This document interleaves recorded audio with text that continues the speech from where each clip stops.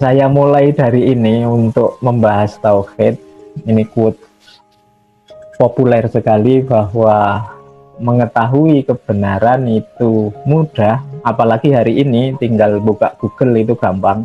Oke. Tapi ya, yang sulit adalah menjadi orang yang benar, karena ini lebih berat itu.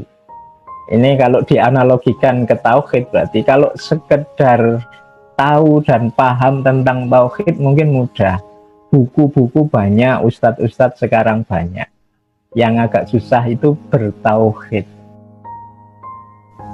Bertauhid itu hidup yang menegakkan nilai-nilai tauhid. Ini yang kita harus latihan benar. Tidak bisa ujuk-ujuk merasa bahwa tauhidku sudah puncak, tapi harus ada step-stepnya. Yang ini klasifikasi saya, mungkin untuk teman-teman bisa semacam introspeksi kita ada di mana. Sejauh yang saya tahu, kita ini sebagai muslim selalu merasa sudah bertauhid. Enggak, iya wong muslim kok ya mesti bertauhid.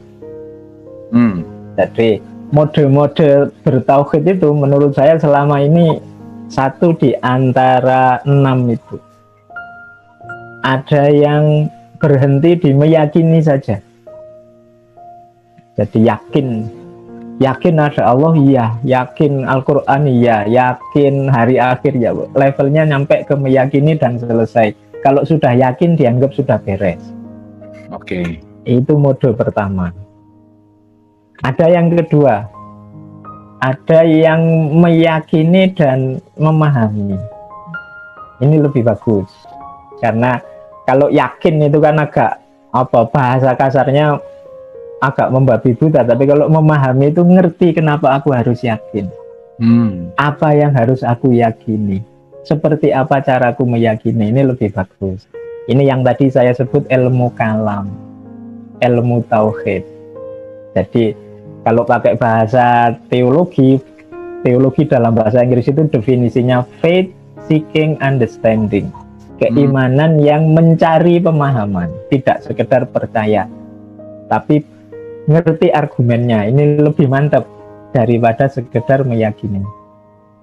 Ada yang ketiga, meyakini sekaligus menjalani tapi tidak ada memahaminya. Yakin terus dijalankan, ini ada. Jadi ini agak riskan ketika tidak sesuai. Orang-orang yang kadang-kadang kita sebut agak nyeleweng, agak sesat, itu biasanya di mode yang ketiga ini. Oke. Ya, dia dapat informasi terus yakin terus dijalani. Tidak ada proses mencerna. Proses mencerna itu penting. Termasuk malam hari ini saya nanti mungkin ngomong agak panjang, jangan langsung ditelan, harus dicerna dulu. Karena tidak semua menu cocok dengan perut kita. Jadi meyakini, ada yang langsung menjalani. Nah, ini juga harus hati-hati. Nah, ada yang keempat. Kalau keempat ini lebih lumayan, meyakini, memahami, terus menjalani. Nah, ini positif trennya. Ada yang kelima, meyakini, terus menjalani, baru dipahami. Gaya yang kelima ini banyak kita temui misalnya dalam tradisi tasawuf. Para sufi itu meyakini kemudian menjalani laku, kemudian baru dirumuskan dalam narasi-narasi yang biasanya cenderung filosofis. Itu diyakini, dijalani, dipahami. Ada yang terakhir, kalau ini agak unik, ini gayanya para filosof. Para filosof itu diawali tidak dari meyakini, tapi diragukan dulu, dipahami dulu. Jadi dipahami dulu, kalau yakin benar baru diyakini, terakhir baru dijalani. Ini gayanya para filosof. Nah, tiga-tiganya sebenarnya penting. Kalau tidak ada meyakini, tidak jadi beragama kita, karena core bisnisnya agama itu iman, yakin. Meyakini harus ada. Memahami juga penting. Karena kalau tidak ada pemahaman itu menentukan kuat tidaknya dalam tidaknya tauhid kita. Maka Kanjeng Nabi selalu mendorong cari ilmu itu wajib, karena dunia memahami itu vital. menentukan dangkal tidaknya, lurus tidaknya kita, maka harus ada unsur memahami. Baru menjalani. Menjalani juga penting, tidak ada gunanya memahami kalau tidak ada menjalani. Jadi tidak ada gunanya ilmu kita koleksi, tapi hidup kita tidak naik-naik kualitasnya karena tidak kita jalankan. Jadi perpustakaan semakin kaya, kajian-kajian di YouTube semakin banyak, tapi kualitas hidup kita tidak meningkat. Itu berarti tidak ada unsur menjalaninya. Oke. Nah itu, jadi tiga-tiganya penting, harus ada. Kalau hanya meyakini saja, ya kualitas kita tidak meningkat. Memahami saja hanya koleksi ilmu pengetahuan. Nah, menjalani saja juga bahaya. Nah, maka harus ada tiga-tiganya. Makanya kita ada di mana, monggo introspeksi. Jadi ini yang saya sebut tadi, bertauhid itu berarti ya meyakini, selama ini kita hanya meyakini bahwa Allah itu esa, Allah itu satu, Allah segalanya. Ini level meyakini. Kalau bisa kita naik kelas ke memahami, ayo belajar ilmunya. Setelah itu kita jalani. Kalau Allah itu satu-satunya Tuhan, Allah yang mengatur segalanya, Allah yang nomor satu dalam hidup kita, bagaimana menerjemahkannya dalam hidup kita sehari-hari? Itu namanya menjalani. Itu baru kita bisa disebut bertauhid. Nah, jadi langkah pertama ini menurut saya yang penting. Kita ada di mana dulu, terus baru kita kan orang itu kan harus ngerti kelasnya dulu, baru merancang gimana caraku naik kelas.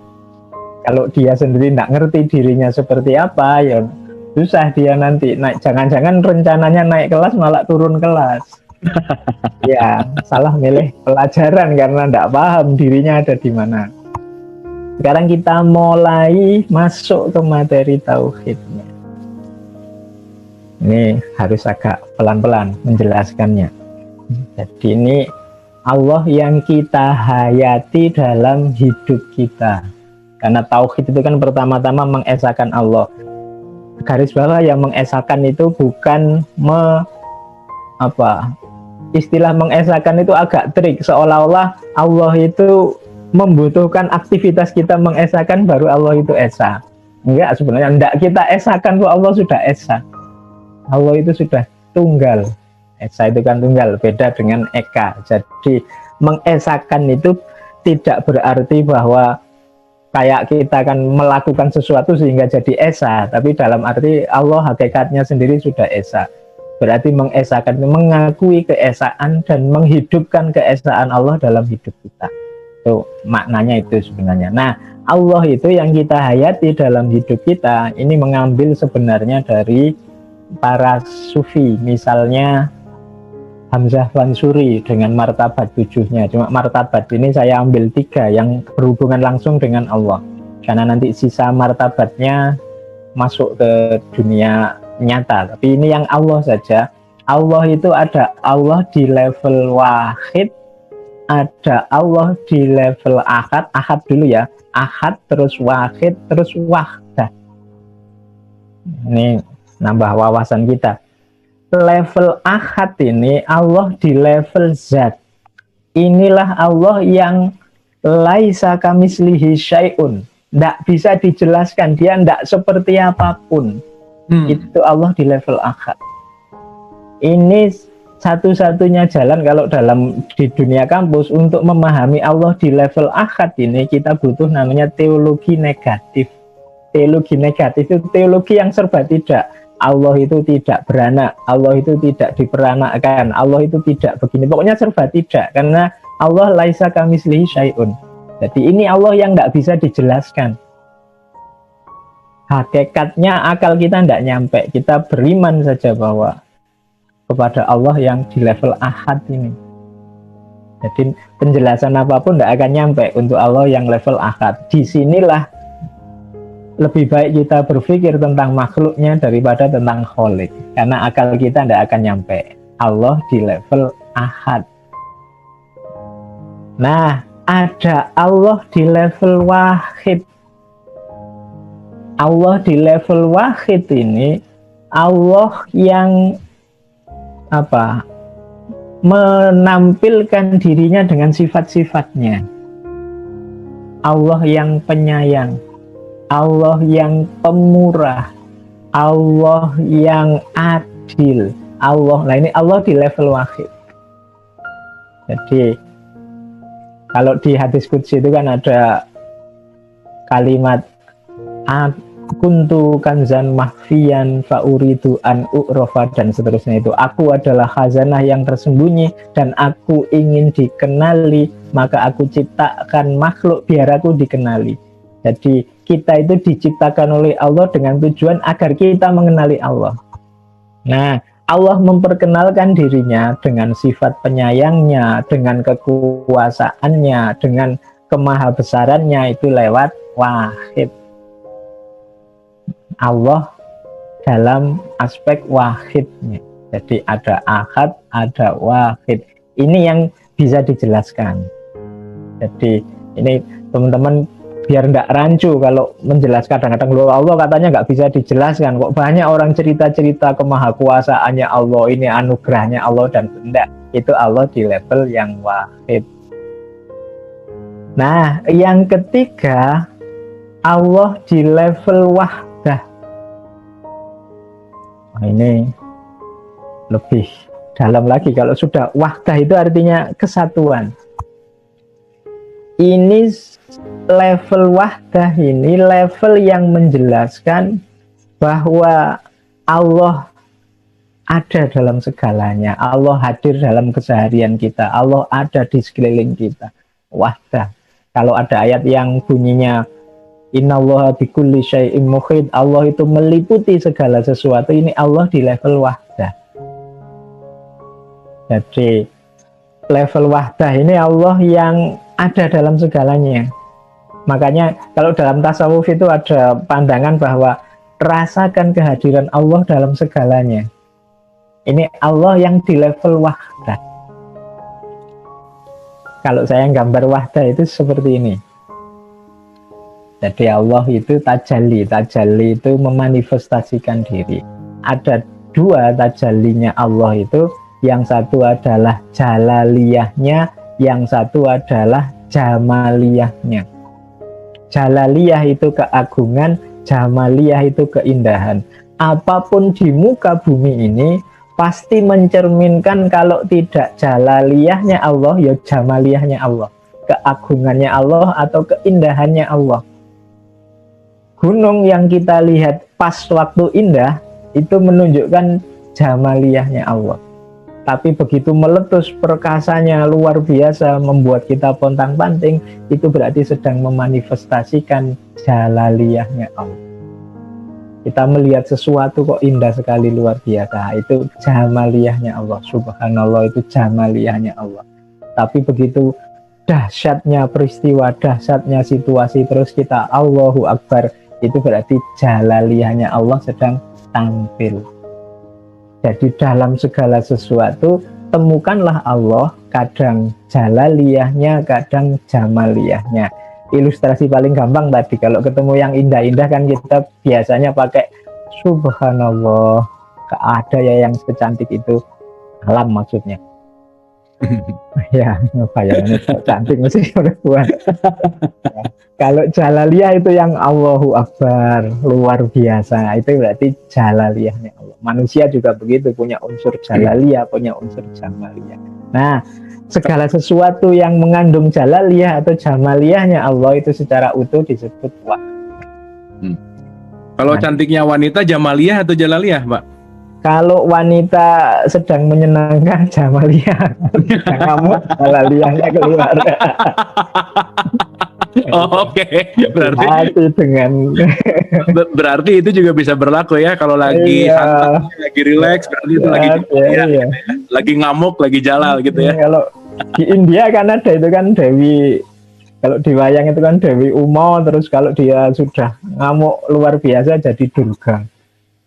Itu jalaliyah sekaligus jamaliyah. Jadi sebenarnya dalam hal apapun ada ini. Nah, jadi rasakan kehadiran Allah dalam hidup kita, kadang di level jalaliyahnya, kadang di level jamaliyahnya. COVID yang membuat kita pontang-panting luar biasa, kita kan Allahu Akbar. Betapa kita ini lemah. Allah memang maha agung, maha besar. Itu jalaliyahnya Allah kelihatan. Hanya virus sekecil itu, manusia sedunia sudah terpinggirkan semua ke rumahnya masing-masing.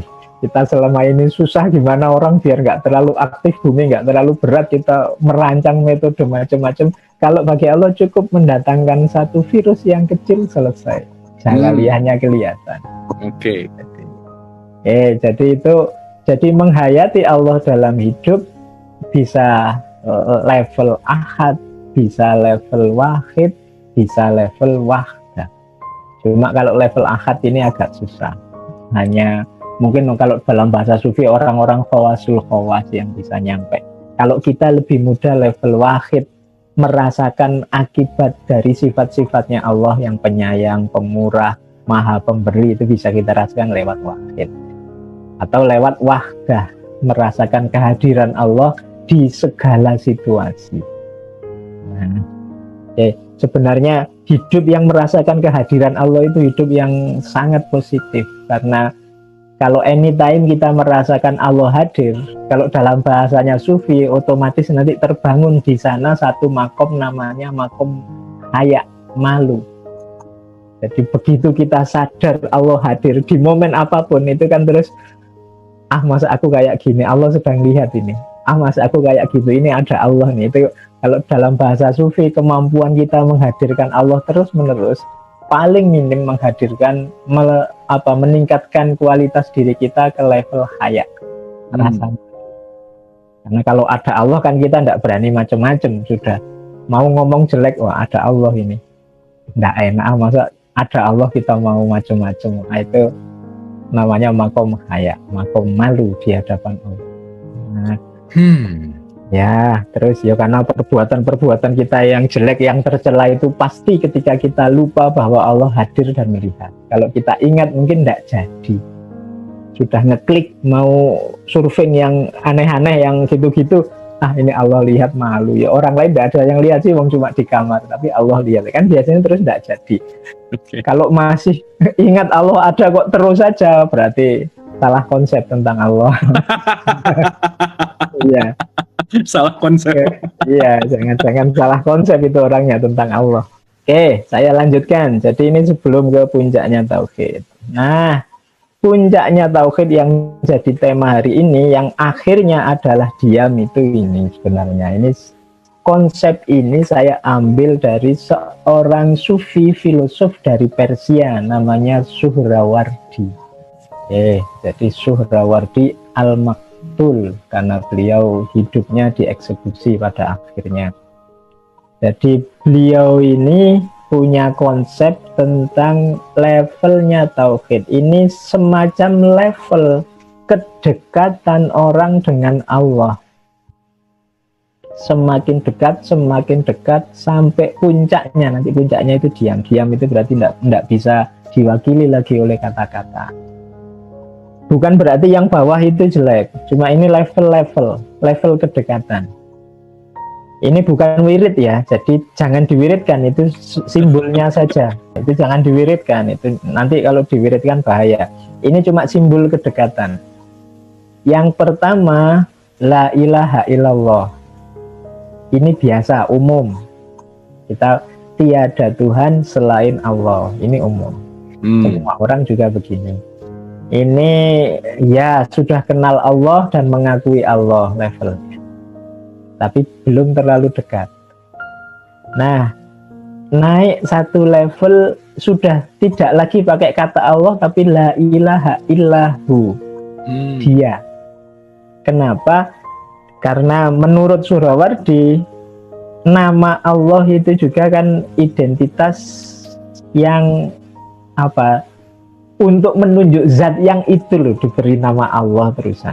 Jangan salah, kata Allah itu sebelum Islam hadir juga sudah ada, sudah dikenal oleh masyarakat Arab sebelum Islam. Allah itu dipakai untuk menyebut high God, Tuhan tertinggi, di atas Tuhan-Tuhan kecil, Lata, Uzza, Manat, dan lain-lain. Jadi sebelum Arab kata Allah itu juga sudah ada. kemudian Islam datang memurnikan nama Allah. Jadi disebut Allah. Nah, dengan konotasi monoteis. Kalau Islam datang ya satu-satunya, nggak ada Tuhan yang lain, hanya Allah. Nah, ini sudah bisa menyebut dia, tidak ada Tuhan selain dia itu loh, yang tadi diwakili dengan nama Allah. Nah, itu berarti lebih dekat. Jadi tidak terikat lagi dengan nama. Kalau masih diskusi nama kan, saya ingat di Malaysia itu bahkan kata Allah itu ya hak prerogatifnya orang Islam, orang Nasrani tidak boleh. Nah, itu jadi ribut tentang identitas, ya identitas sebutannya, bukan nama itu kan mewakili yang disebut. Faiz ini mewakili ini. Nah, bukan kalau lebih kenal dengan saya mungkin tidak butuh namaku lagi, sudah hai Mas. Nah, itu sudah la ilaha illahu, katanya Suhrawardi. Terus katanya Surah lebih dekat lagi nanti bukan dia, kalau dia itu masih agak jauh. Lebih dekat lagi anta, la ilaha illa anta. Karena ada itu, saya dulu waktu kecil di musola itu ada, kalau habis azan itu ada pujian la ilaha illa anta subhanaka inni kuntu minadz dzalimin. Ini kan yang dibaca oleh Nabi Yunus waktu ditelan oleh ikan di laut. Itu kalimatnya la ilaha illa anta. Kalau dia kan jauh, kalau engkau itu lebih dekat. Hadiran yang lebih dekat. Engkau, ya Allah, engkau adalah yang selalu menolongku, yang bisa menemaniku, dan itu anta lebih dekat. Kalau dia kan lebih jauh. Kalau kita tidak ada orangnya kan baru bilang dia, agak jauh. Jadi, tapi kalau anta itu sangat dekat sudah. Kamu ada di mana, itu kan dekat sudah. Kamu ngapain sekarang, itu dekat daripada hu. Jadi kedekatan yang lebih dekat lagi anta. Terus yang keempat, ini lebih dekat lagi. Ini kayak orang, kalimatnya agak trik, la ilaha illa ana. Ini harus dijelaskan agak panjang biar tidak salah paham.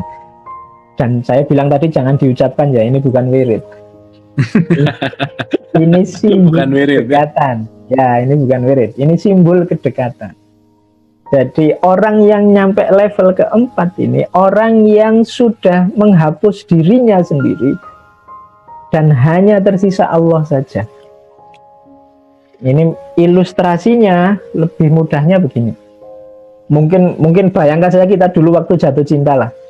Kalau dulu waktu kita jatuh cinta itu kan yang ada di pikiran kita, di hati kita, sehari-harinya kita kan hanya yang kita cintai.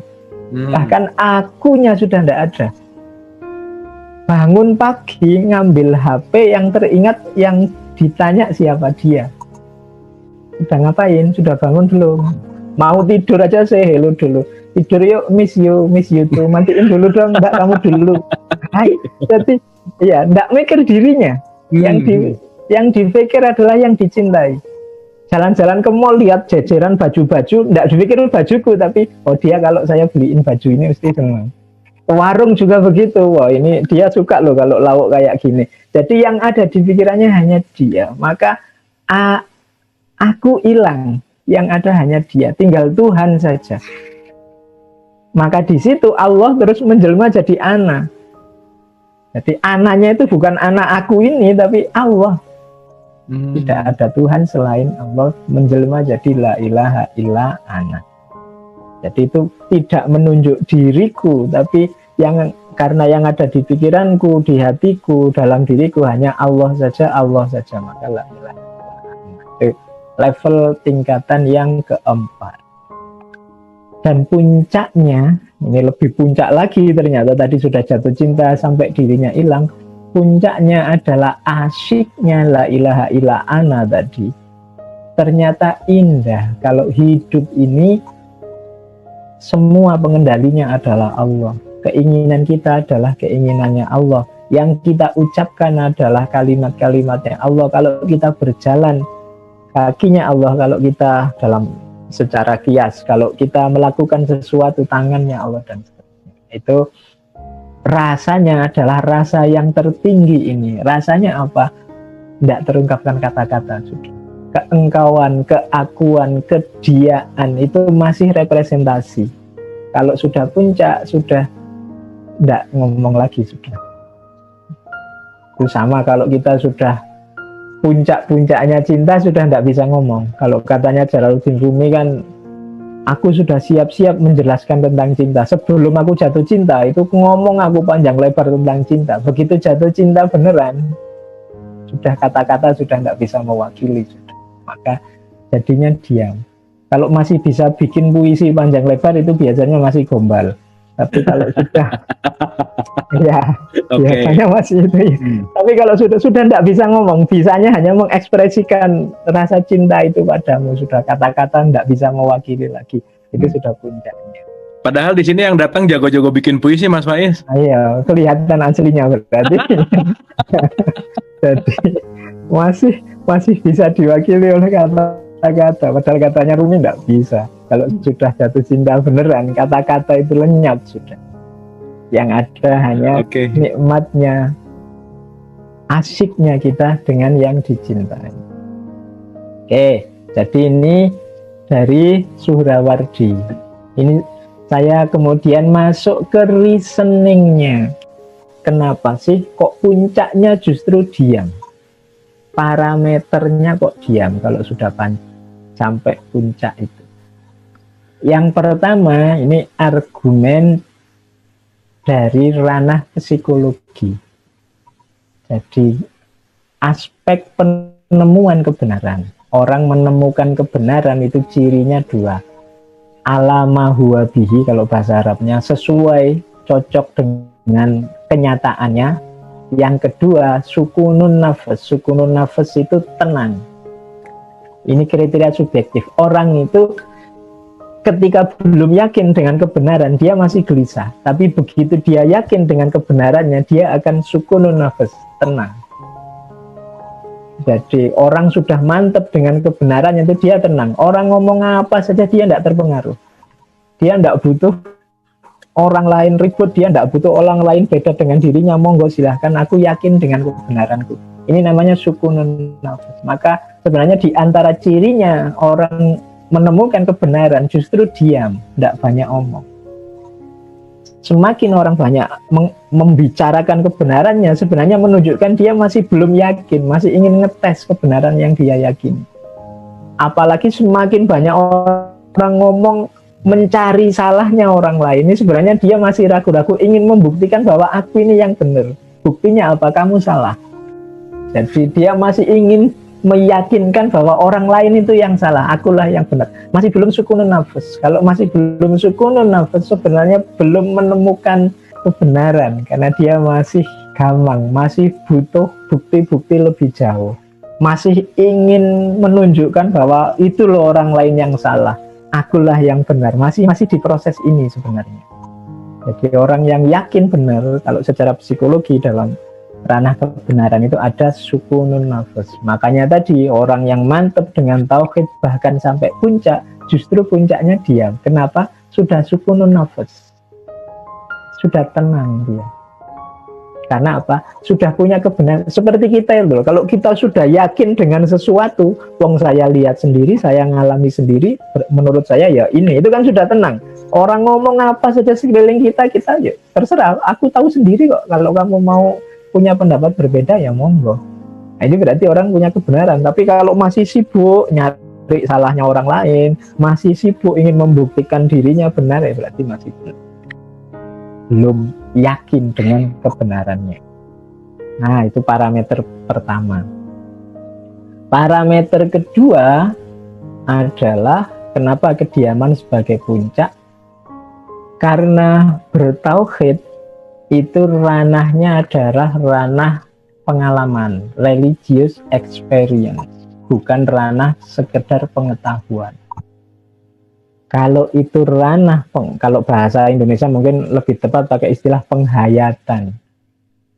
Jadi karena dia pengalaman, religious experience itu dalam filsafat cirinya adalah yang pertama ineffable. Tidak ada kata yang bisa menjelaskan. Ya contoh paling gampang mungkin kalau teman-teman disuruh menjelaskan gimana sih asiknya diskusi itu dijelaskan susah. Ikut saja diskusi, nanti ngerti asiknya diskusi. Karena ini ranahnya pengalaman, bukan ranah pengetahuan yang bisa dijelaskan. Ineffable, kalau experience ineffable, tidak ada kata yang cukup, harus dialami langsung, tidak bisa ditransfer. Jadi tidak bisa dipindah. Bu, aku diceritain enaknya ikut dialog positif itu susah. Kita yang ikut melaksanakan aja susah loh menjelaskan asiknya, tidak bisa, harus ikut, harus masuk, baru bisa. Jadi makanya cirinya ineffable. Ya sama lah, yang belum pernah pacaran kan, coba kamu ceritain aku asiknya pacaran gimana, nggak bisa sudah. Jadi, kalau ingin ngerti ya pacaran, nggak bisa dipindah. Kalau pengalaman nggak bisa dipindah. Sudahlah, misalnya aku wakil saja padamu yang orang soleh, aku nggak usah deket-deket sama Allah, nggak kuat aku misalnya, nggak bisa. Dia ineffable. Jadi hanya yang ngalami. Maka kalau ingin ngerti ya terjun langsung. Karena ini ranahnya experience. Dan noetik. Noetik itu berhubungan dengan kebenaran intuitif. Kebenaran-kebenaran level dalam. Yang tidak terjangkau oleh nalar diskursif. Tidak bisa dijelaskan, kadang-kadang menggunakan logika. Jadi banyak yang, ya kamu harus ngalami langsung. Makanya kalau di Jawa itu ada peribahasa, ilmu itu kelakone kanthi laku. Orang disebut mendalam dan tuntas keilmuannya kalau dia juga sudah menjalani. Kalau hanya masih levelnya menceramahkan, dia sebenarnya belum tuntas ilmunya. Makanya dalam Islam itu orang yang ngomong tapi tidak menjalani kan disebut kaburomaktan. Ya. Kaburomaktan itu ngomong kosong. Wong kamu bisanya cuma menjelaskan, tidak pernah menjalani kok. Bisanya cuma ceramah, tidak bisa menjalani. Ini ngeritik saya sendiri, bisanya cuma ngomong. Bisa menjalani. Jadi ini buat semua yang ceramah. Iya, ini saya terlalu banyak ngomong jadinya. Padahal enggak. Harusnya ilmu itu kelakuan itu kanthi laku. Jadi ya dengan dijalani itu sebenarnya menunjukkan sebenarnya ilmu saya belum tuntas, sebenarnya masih diskursif. Jadi masih ilmu-ilmu yang berjarak. Jadi bukan ilmu yang berjarak, itu bukan ilmu yang dialami sendiri langsung. Ilmu yang paling mantep itu kan katanya Imam Ghazali, ilmu yang dialami sendiri langsung. Kalau katanya Surawasti tadi pakai istilah ilmu huduri. Jadi ilmu itu yang hadir langsung dalam diri kita, tidak kita cari di luar diri kita. Nah, makanya ciri utamanya justru kalau sudah sampai puncak itu ineffable dan noetik, tidak bisa dijelaskan karena berhubungan dengan kebenaran terdalam. Di samping itu, orangnya juga sudah ketemu kebenaran yang sejati, biasanya sudah tenang, sukunun nafas. Jadi ini kebalikannya, kalau di kita semakin pinter orang biasanya ngomongnya semakin banyak. Tapi kalau pakai perspektif ini sebenarnya orang itu semakin yakin dengan kebenarannya harusnya semakin tidak banyak omong, karena sudah beres dia dengan dirinya.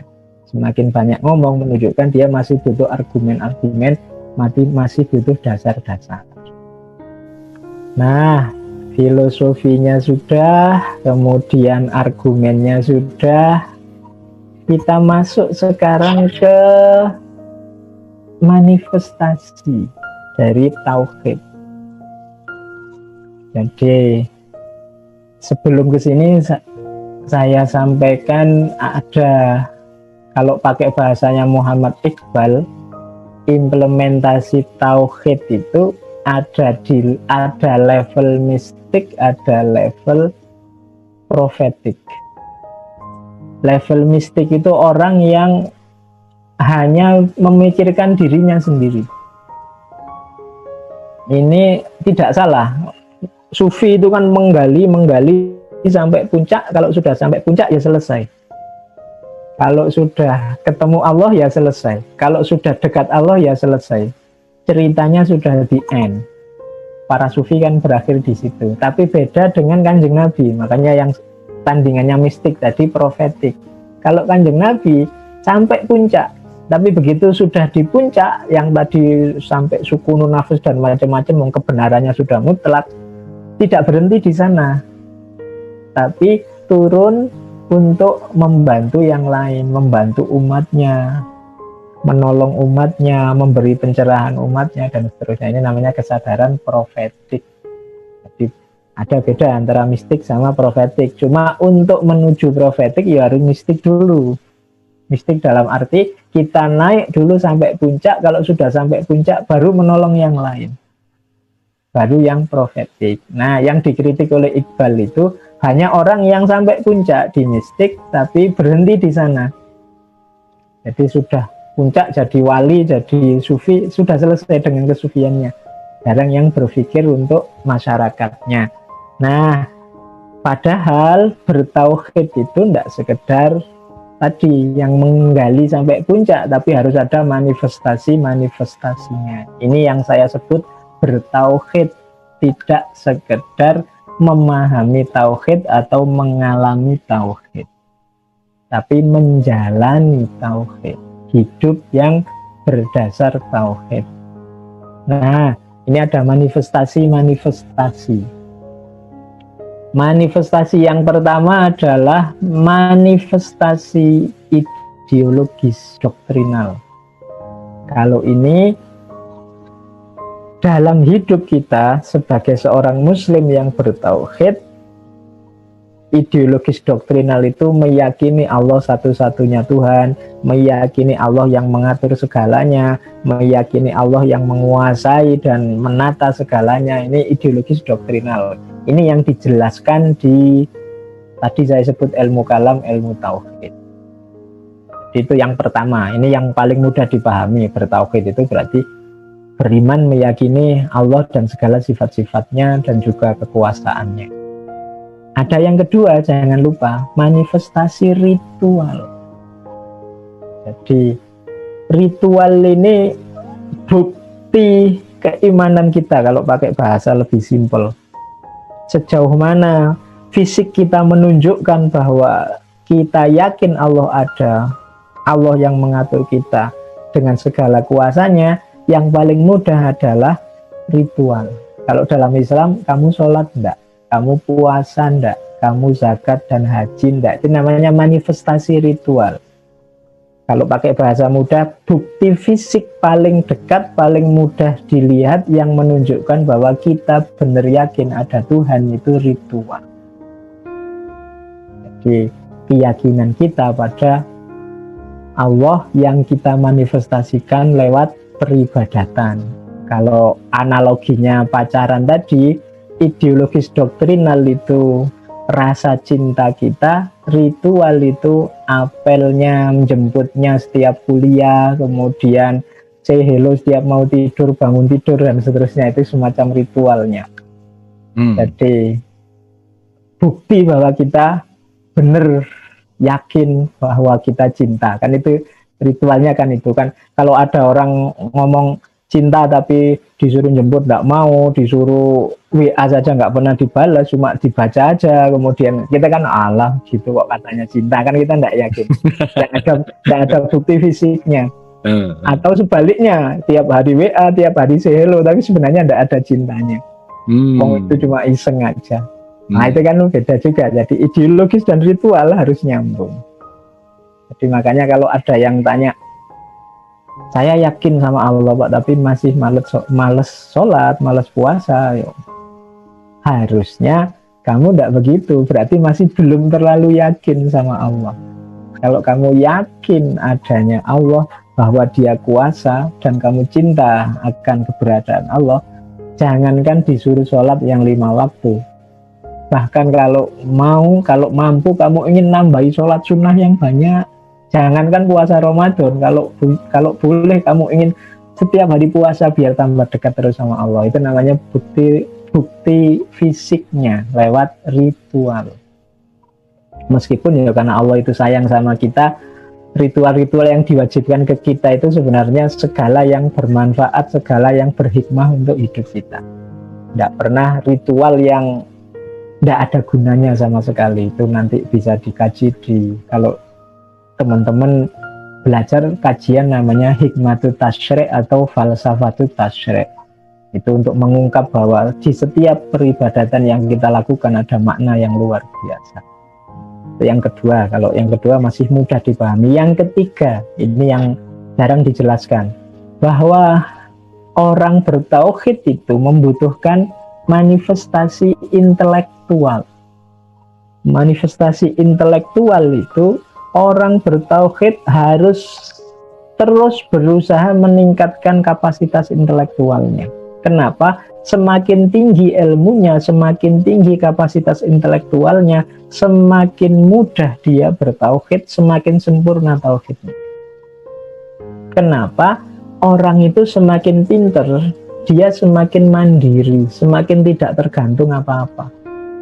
Semakin dia tidak tergantung banyak hal, semakin mandiri, semakin mungkin dia bertauhid. Lawannya tauhid itu kan menduakan Allah. Biasanya orang menduakan itu ketika dia kalah atau tidak berdaya, misalnya merasa kurang duit, terus akhirnya uang dipertuhankan, merasa tidak berdaya di depan pohon, zaman dulu primitif, akhirnya pohon disembah, tidak berdaya di depan laut, laut disembah. Tapi semakin pintar, semakin kita mengetahui rahasia ilmunya, rahasia intelektualnya, mungkin semakin kita ngerti dan semakin kita superior atas yang kita ketahui. Dulu ada teori terkenal sekali dari Nurcholish Madjid, teorinya namanya teori taskhir. Taskhir itu teori, kan banyak ayat Al-Quran yang bunyinya sakhara lakum, menaklukkan. Karena alam ini oleh Allah kita diperintahkan menaklukkan. Menaklukkan itu dalam arti kita pahami hukum-hukumnya, kemudian kita kelola. Nah, itu butuh intelektual. Kalau kita tidak paham, tidak bisa mengelola, kebalikannya, kita yang akan dipengaruhi. Kalau kita dipengaruhi, kita tidak bisa bertauhid sampai puncak. Jadi kalau kita tidak menguasai, ya kita akhirnya apa? Dipengaruhi. Makanya tauhid itu kan sifatnya dualistik. Dualistik itu hanya ada kholik dan makhluk. Berarti apa?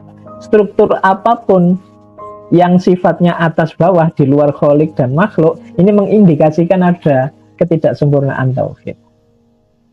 Jadi misalnya kita ada struktur yang zalim, mungkin antara dosen mahasiswa, antara majikan sama buruh, kalau ini strukturnya menindas zalim, di situ sebenarnya ada gejala anti tauhid, karena tauhid itu tidak bisa atas bawah. Atas bawahnya cuma satu, kholik sama makhluk. Semua makhluk levelnya sama, tidak ada satu makhluk pun yang bisa dan boleh kita letakkan di atas kita. Yes. Jadi semuanya kita setara, levelnya makhluk. Nah, untuk bisa setara ini, tidak ada superioritas, inferioritas, kita butuh ilmu, intelektualitas. Maka semakin tinggi kapasitas intelektual, harusnya semakin sempurna tauhidnya. Karena dia semakin superior. Tidak lagi bisa dijajah oleh yang tidak dia pahami. Sehingga apa? Semakin mudah dia untuk hanya Allah satu-satunya. Hari ini kan kita masih tergantung banyak hal macam-macam. Itu yang bikin kita kadang terganjal. Tidak bisa menomorsatukan Allah dalam hidup. Nah, jalannya apa? Ilmunya ditambah. Makanya di depan tadi saya bilang ternyata banyak hal yang kuncinya Allah dan ilmu. Oke, itu manifestasi intelektual. Jadi ternyata bertauhid tidak sesederhana kelihatannya. Ternyata kita nambah ilmu, diskusi-diskusi kayak gini, ini sebenarnya dalam rangka kita semakin berdaya sehingga bisa setara dengan yang lain, tidak lagi ada superior inferior, dan tauhid kita semakin sempurna. Nah, yang keempat, manifestasi moral.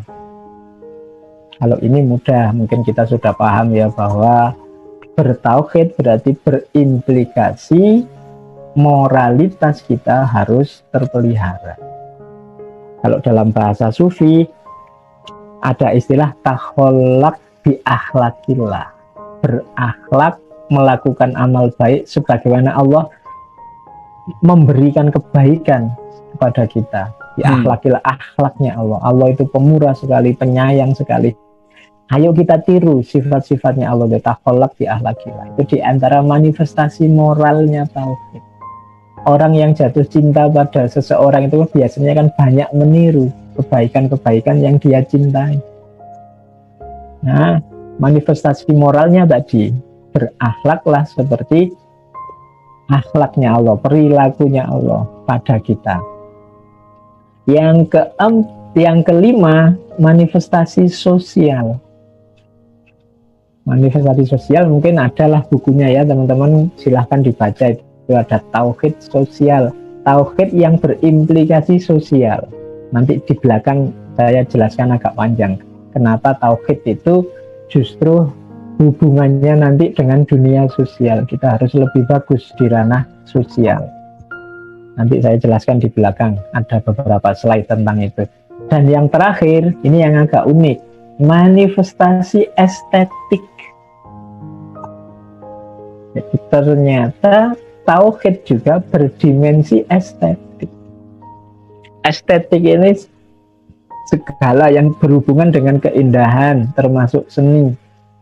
Ini teman-teman yang mungkin suka lihat YouTube, saya pernah panjang lebar ngomong ini 1 bulan tentang seni yang tauhid.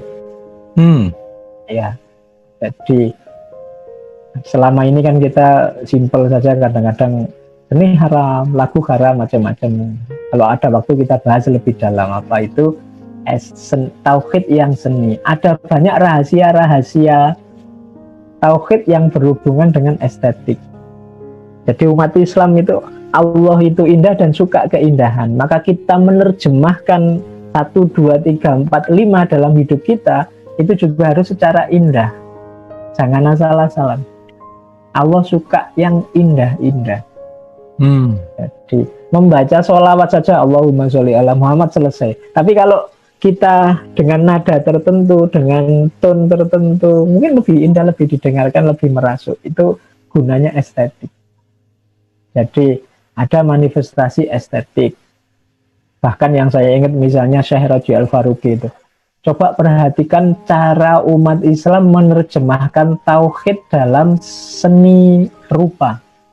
Mungkin teman-teman pernah lihat seni Arabes itu. Biasanya di masjid-masjid ada gambar melungker-melungker yang tidak ada akhirnya.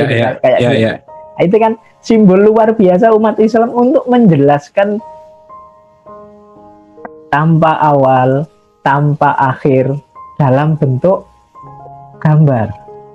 Jadi kalau teman-teman lihat ornamen itu kan kadang ini awalnya mana, akhirnya mana. Arabes itu kan gitu. Itu canggihnya umat Islam menerjemahkan bagaimana estetika tapi yang tidak nabrak prinsip-prinsip tauhid. Kemudian ada lagi, kenapa sih, kan ada yang tanya, kenapa sih Pak kok enggak boleh gambar yang persis kayak makhluknya, gambar orang yang persis, gambar binatang yang persis misalnya. Itu kalau Syekh Faruqi menjelaskan, loh, umat Islam itu suka kreativitas, enggak terlalu suka dengan imitasi. Kalau sekedar niru gambar yang ada, kurang canggih. Harusnya lebih kreatif. Oke. Seni Islam itu kreativitas, tidak sekedar imitasi. Maka kalau sekedar jiplak apa yang ada, tidak luar biasa. Ayo kita mainkan imajinasi. Nah, dan seterusnya. Itu salah satu manifestasi estetik. Kalau ada waktu kapan-kapan kita belajar itu tentang estetika tauhid. Oke, jadi ternyata teman-teman bertauhid tadi ya satu kata sih sebenarnya, implikasi manifestasinya panjang. Nah, ada ideologis, ritual, intelektual, moral, sosial, estetik. Ranahnya luas. Makanya berarti ini isyarat bahwa kita jangan berhenti belajar. Intinya itu saja. Ayo belajar terus. Ternyata luas wawasan tauhid itu. Tidak sekedar definisi mengesahkan Allah titik, tapi implikasi dan manifestasinya panjang ternyata. Oke, ini ada syair bagus untuk ngomong tentang dimensi tauhid. Ini puisi dari Ali Syariati, Iran. Jadi tauhid itu katanya ahli syariati, bagi dia, bagi Allah, tauhid berarti keesaan. Tapi bagi kita, tauhid adalah kesatuan, unity. Tadi saya bilang, dalam dunia tauhid, kita semua adalah satu. Kita adalah makhluknya Allah. Jadi bagi sehubungan dengan Allah, tauhid itu oneness, bukan one, keesaan. Sementara bagi kita yang manusia, tauhid adalah kesatuan. Kemudian kalau berhubungan dengan Allah, tauhid berarti penghambaan, pengabdian total kepadanya. Tapi berhubungan dengan kita yang manusia, tauhid adalah pembebasan. Kenapa? Begitu kita bertauhid, itu isyarat kita harus membebaskan diri dari semuanya yang mengungkung kita, kecuali Allah saja. Jadi hubungan dengan kita, tauhid bermakna pembebasan. Untuk dia, tauhid adalah pemujaan tanpa syarat. Untuk kita, tauhid adalah persamaan tanpa kelas. Nah, ini tadi saya bilang tauhid itu ternyata dua dimensi. Dimensi kholik dan dimensi makhluk. Bagi kholik, tauhid itu keesaan. Bagi kita yang makhluk, tauhid itu berarti kesatuan. Bagi kholik, tauhid berarti penghambaan. Bagi kita yang makhluk, tauhid berarti pembebasan. Bagi kholik, tauhid adalah pengabdian, pemujaan tanpa syarat. Bagi kita manusia, tauhid adalah persamaan tanpa kelas. Oke, ini untuk semakin menajamkan kita bahwa tadi kan di atas rasanya tauhid itu hanya urusan vertikal saja, hubungan kita dengan Allah saja. Ternyata tidak, tauhid itu ternyata juga aktif. Makanya nanti banyak tokoh-tokoh yang menggagas namanya teologi pembebasan. Teologi pembebasan itu berarti dengan dasar kebertuhanan, kalau dalam Islam dengan dasar tauhid, kita membebaskan diri dari segala macam penindasan. Itu ilustrasinya begitu. Oke. Terus ini sampai jam berapa, Mas? Sampai jam 9, Pak. Sampai jam 9. Ya. 20 menit lagi. Iya. Oke. Apa? Tapi lebih dikit boleh kok, Pak. Hah? Lebih dikit. Iya. lebih dikit saya ngomongnya tuh.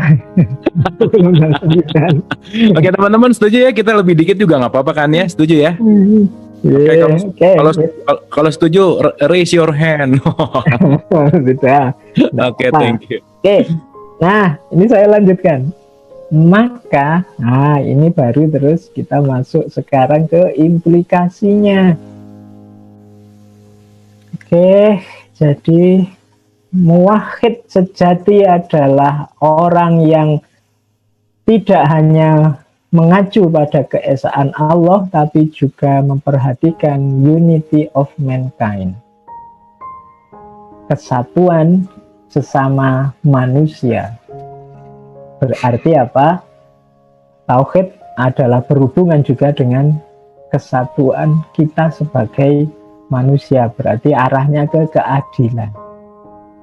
Kalau ada yang tidak adil, lawannya adil itu kan zalim. Ketika ada kezoliman, di situ kan ada hierarki yang menzolimi dan yang dizolimi. Ketika ada struktur yang menzolimi dan yang dizolimi, ini berarti ada struktur atas bawah. Struktur atas bawah ini sudah nabrak tauhid, karena tidak boleh struktur atas bawah kecuali yang atas kholik, yang bawah makhluk.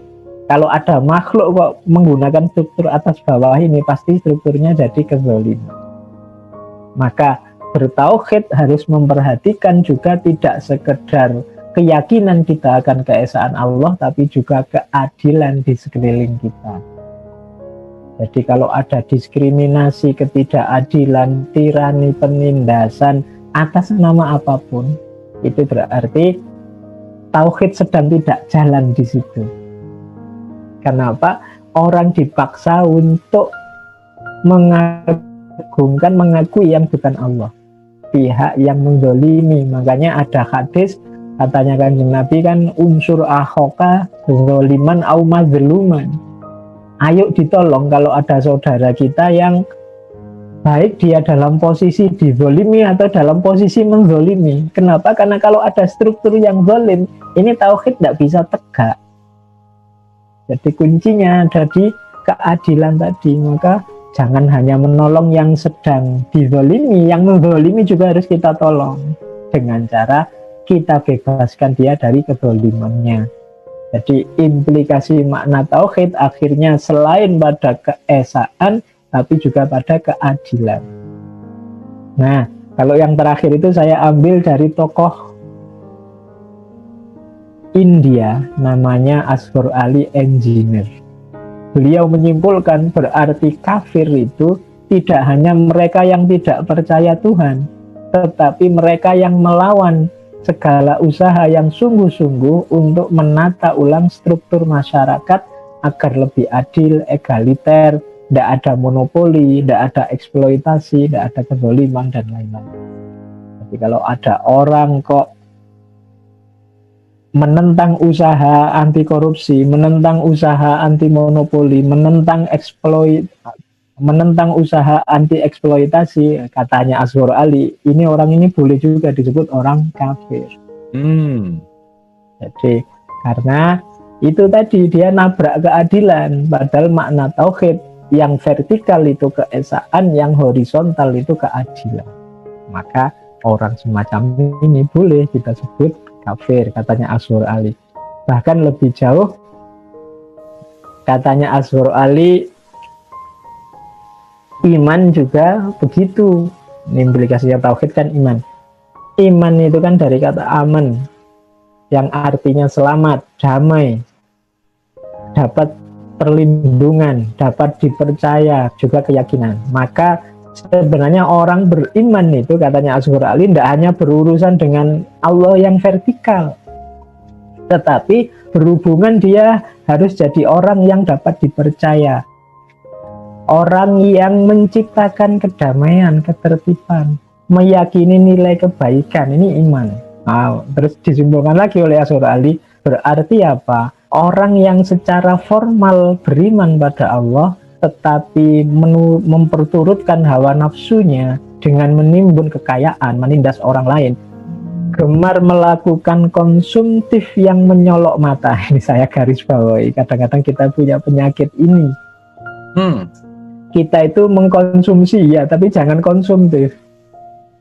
Konsumtif itu perilaku yang tidak aman hubungannya sama iman.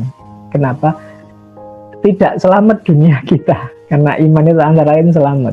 Konsumtif itu kan boros, tidak perhitungan, tidak belanja tidak porsional dan proporsional. Ini bahaya juga.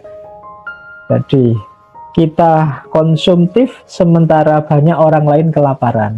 Kalau ada orang semacam ini, meskipun secara formal beriman pada Allah, katanya Ashur Ali Engineer, boleh kita kategorikan juga ini orang yang kufur, orang yang kafir.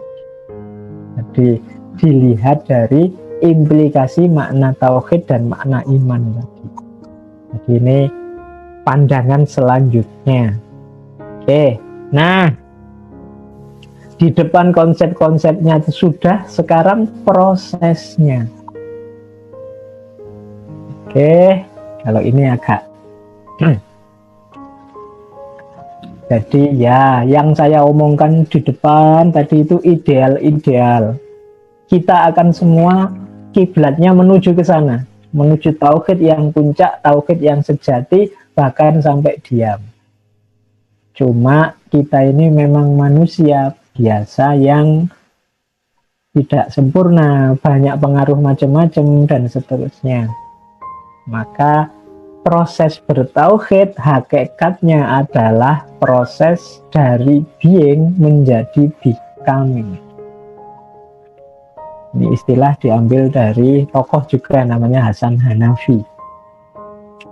Jadi manusia adalah satu-satunya makhluk di dunia ini yang punya aspek becoming. Kalau yang bukan manusia hanya being. Being itu jadi selesai seperti itu sudah, tidak ada perkembangan apa-apa. Satu-satunya yang bisa semakin menyempurna adalah manusia, namanya becoming. Hewan secanggih apapun ya seperti itu juga, seindah apapun ya seperti itu juga.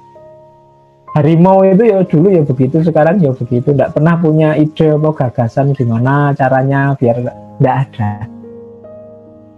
Burung merak itu seindah itu ya zaman dulu seperti itu, zaman sekarang seperti itu, monoton, dia being. Hanya manusia yang bisa berkembang, becoming, berubah, bergerak maju mencari kesempurnaan, merindukan keabadian, terus bergerak. Nah, perjalanan bertauhid itu perjalanan yang dari being menuju becoming. Katanya Hasan Hanafi, jangan berhenti di aku sudah.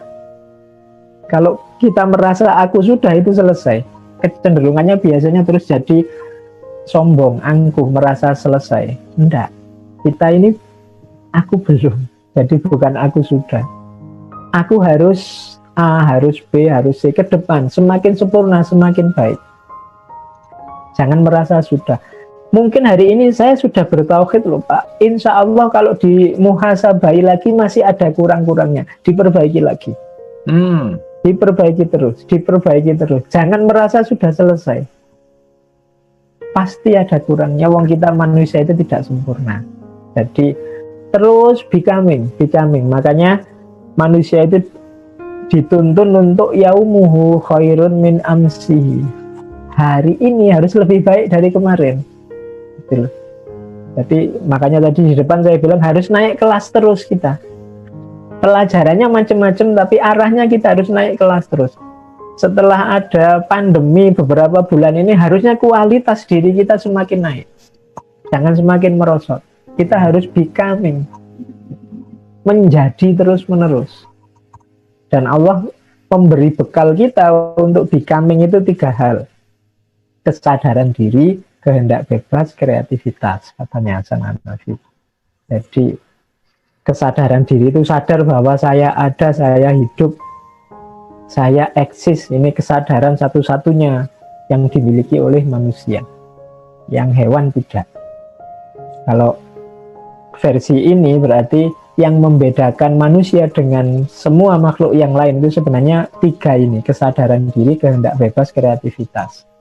Kalau sekedar rasionalitas, kemampuan semacam berpikir, hewan tertentu mungkin bisa. Kan kadang-kadang ada yang bisa diajari berhitung, kadang-kadang bisa dilatih responnya seolah-olah rasional, nah itu bisa.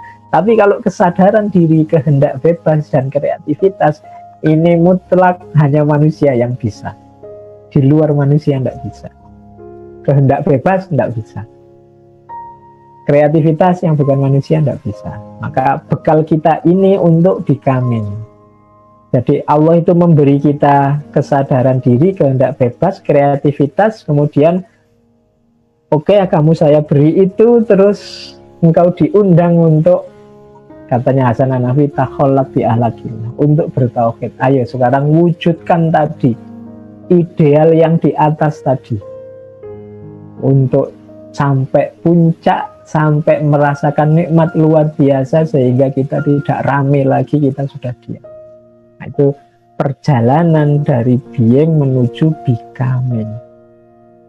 Makanya terus kalau pakai istilahnya siapa? Ini saya ambil lagi dari Ali Syariati. Beliau punya istilah manusia yang teomorfis. Jadi manusia teomorfis itu manusia yang menang melawan dirinya sendiri, tapi dirinya yang bagian negatif, bagian duniawi. Itu manusia teomorfis, melawan hasrat duniawi, nafsu duniawi, melawan kungkungan duniawi. Nah, itu yang dimenangkan Allahnya. Nah, itu manusia semacam ini disebut manusia yang teomorfis. Dunia iya, tapi dia tidak tergantung, tidak terikat oleh dunia. Jadi yang dimenangkan hanya Allah. Dunia dipakai sebagai kendaraannya untuk menuju perjalanannya yang sejati, yaitu perjalanan ilaihi roji'un tadi. Jangan salah ya, perjalanan ilaihi roji'un itu bukan perjalanan nanti kalau kita sudah meninggal, harus dimulai sekarang. Hmm. Jadi jangan menunggu ilahi rojiun itu, tak kan belum meninggal kok sudah ilahi rojiun. Tidak. Ilahi rojiun itu harus kita mulai sekarang. Maka Hmm. Hmm. setiap langkah kita, setiap aktivitas kita harus kita perhatikan apakah ini langkah yang mendekat ke Allah atau menjauh dari Allah. Hmm. Oke. Jadi aktivitas kita sehari-hari ini aktivitas yang mendekatkan diri kita ke Allah atau jangan-jangan malah menjauhkan diri kita dari Allah. Awas keliru, karena tugas kita, kewajiban kita ilaihi rojiun tadi, kembali ke Allah. Karena asal kita dulu dari sana. Jangan sampai nanti, ini nanti saya sambung ke depan ya, jangan sampai nanti kita sudah berakhir sesi kita hidup di dunia ini, kita belum kembali yang sejati ke Allah. Kembali yang sejati itu cirinya, kalau surat Al-Fajr itu ya ayyatuhan nafsul mutmainnah. Judul kita jangan lupa diam. Dalam bahasa Arab antara lain terjemahannya adalah mutmainnah. Jadi ya ayyatuhan nafsul mutmainnah, irji'i ila rabbiki radiyatan mardiyah. Jadi nafas yang bisa kembali secara sejati pada Allah yang mutmainnah. Mutmainnah itu berarti yang tadi loh, mengalami step-step sampai puncak, sampai sukunun nafs sudah selesai, sudah stabil, tidak terpengaruh lagi oleh macam-macam yang di luar diri. Nah, itu namanya nafas yang mutmainnah. Jadi ini manusia yang bisa menjangkau ini namanya manusia yang teomorfis. Cirinya hidupnya diliputi oleh kebenaran, kebaikan, dan keindahan. Kalau itu kita terjemahkan dalam bidang kehidupan nyata, berarti dia ilmunya memadai, akhlaknya mulia, dan hidupnya indah. Seni, tidak asal-asalan. Indah itu kan, seni itu kan kalau dalam Islam bagian dari ihsan. Ihsan itu anta budallaha ka'annaka tarahu wa fa in lam takun tarahu fa innahu yaraka. Maksudnya apa? Beribadah pada Allah seolah-olah engkau melihatnya dan seterusnya. Ini seperti kalau kita misalnya buruh, kemudian kita kerja dilihat oleh majikan, itu kan kita melakukan dengan sebaik-baiknya, bahkan mungkin tidak disuruh itu kita lakukan itu. Nah, ranah seni ini nanti, ranah keindahan itu sebenarnya ranah nambah itu, seindah mungkin. Jadi meskipun tadi ya, kita sekedar membaca kalimat Allahumma shalli ala Muhammad itu sudah sah, tapi biar indah kita beri nada sholawat kita, itu kan seni gitu. Nulis Al-Quran itu biasa saja, asal bisa dibaca beres, tapi biar indah kita tambah kaligrafi yang macam-macam. Itu ranah keindahan. Ranah keindahan ini ranah, kalau dalam ihsan itu kan ranah penyempurna. Jadi selain ilmu, akhlak juga seni. Berarti hidup kita diliputi oleh kebenaran, kebaikan, dan keindahan. 3 bekal inilah nanti yang jadi jalan kita untuk ilaihi roji'un. Berarti manusia yang khalifatullah, yang menempuh penghambaan sekaligus menempuh amanah dan memiliki akhlak sebagaimana akhlaknya Allah. Itu definisinya ahli syariat. Makanya ternyata hidup kita hakikatnya ada di sini. Innalillahi wa inna ilaihi roji'un tadi berarti segala perilaku kita harus kita arahkan menuju Allah.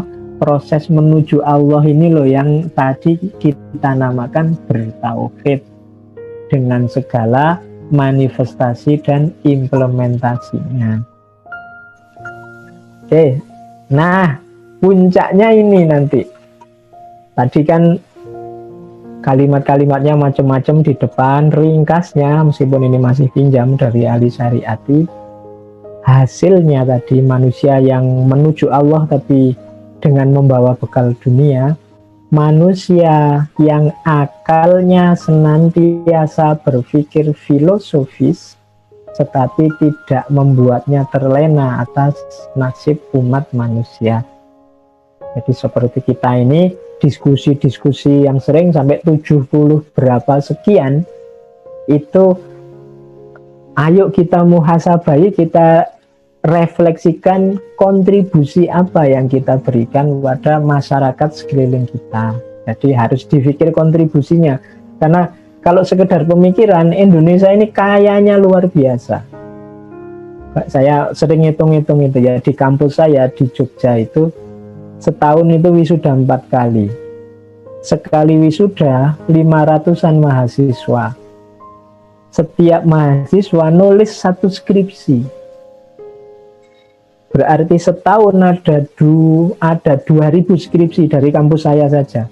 Saya membayangkan kalau 1 skripsi ini menyelesaikan 1 saja problem umat, problem manusia, itu berarti dari kampus saya saja ada sumbangan 2.000 solusi problem kehidupan kita. Loh, kurang luar biasa apa Indonesia ini? Belum kampus-kampus yang lain. Itu saya membayangkan. Belum forum-forum diskusi semacam ini. Itu kalau model semacam ini kita ikuti, bahwa tetap memikirkan kondisi real umat, tidak sekedar berhenti di perpustakaan atau hanya jadi koleksi pengetahuan, mungkin kita sudah maju luar biasa. Nah, kita sering-sering ilmu itu berhenti di perpustakaan, hanya yang YouTube ya cuma jadi rekaman, jadi koleksi, kemudian dan seterusnya. Itu yang situasi yang hari ini itu sebenarnya yang sering jadi masalah. Padahal ya gagasan-gagasan penting banyak. Nah, terus keterlibatan politik oke, tapi tidak membuat orang jadi demagog dan riak. Ini problem. Jadi keterlibatan politik kadang-kadang hasilnya hanya merusak. Harus sama-sama berpikir kontribusi. Ilmu yang tidak membuat keyakinan dan cita-cita luntur. Makanya hati-hati cari ilmu. Katanya Ali Syariati ini, ilmu kadang-kadang justru menurunkan gairah kita untuk berjuang, untuk hidup lebih baik. Kalau kita tidak hati-hati, hari ini yang paling sulit kan memang memfilter yang masuk dalam diri kita. Banyak informasi-informasi tidak penting itu masuk, kadang-kadang ya tidak sengaja, tapi ya kita ulang-ulang juga. Di kepala kita ini kan informasi apa saja tidak jelas masuk. Artis ini kemarin ganti baju apa, kemudian yang gegeran siapa, yang anu siapa, itu kan kita hafal semua di kepala kita. Iya. Gunanya apa gitu loh. Tapi ya kita bolak-balik itu terus. Kita diiklani itu oleh Google itu terus kita klik, kita penasaran ini kok gegeran ya artis ini dan seterusnya. Nah, itu coba deh. Ini kadang-kadang menurunkan giroh. Kadang-kadang lihat TV acara tertentu yang isinya gegeran, terus semangat kita jadi turun. Semangat gairah kita terus jadi pesimis. Nah, ini pokoknya kita pinter-pinter memfilter apa yang mau kita masukkan, apa yang tidak.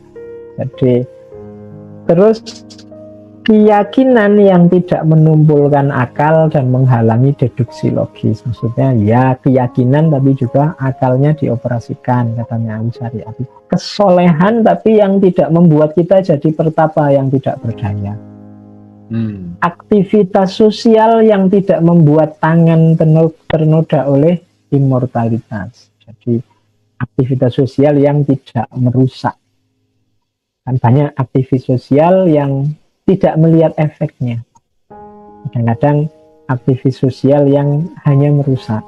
Kemudian manusia ideal adalah manusia yang jihad dan ijtihad.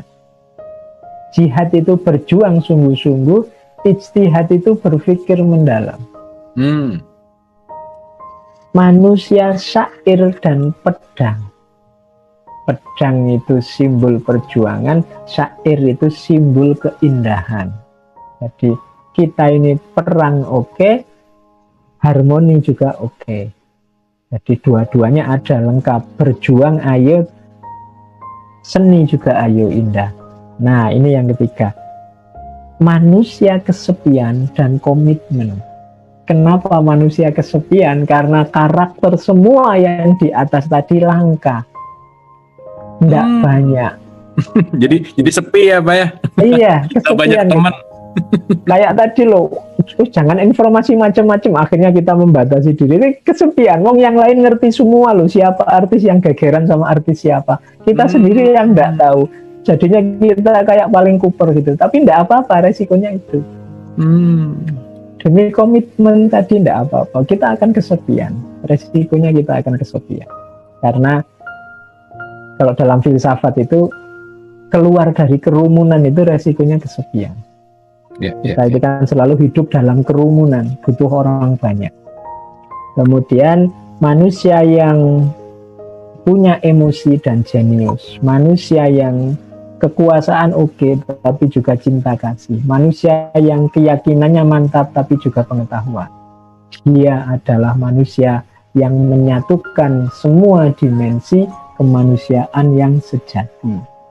Nah, inilah yang menurut saya penerjemahan kita terhadap hidup sebagai seorang Muslim yang bertauhid. Yang puncaknya justru tadi adalah diam,